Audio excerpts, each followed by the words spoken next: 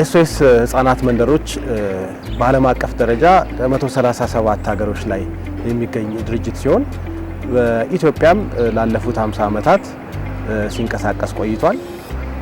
በኢንተርናሽናል ድርጅቱ ማዕቀፍ ስር በመሆን አብዛኛውን ሀብቱንም የሚያሰባስበው ከኢንተርናሽናል አጋሮቹና ረዳቶቹ ነው።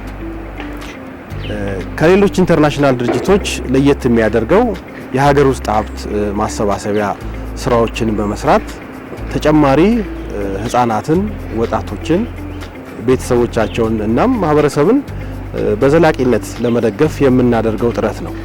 በርካታ ውጤታማ ስራዎችን ሰርተናል። በአሁኑ ሰዓትም የህፃናት፣ የቤተሰብ የፕሮግራም ስፖንሰርሺፕ አለን። በወር ከ500 ብር ጀምሮ ከግለሰቦች ከግል ድርጅቶች በመሰብሰብ ድጋፍ የሚያስፈልጋቸውን ህፃናትና ወጣቶችን እየረዳን እንገኛለን።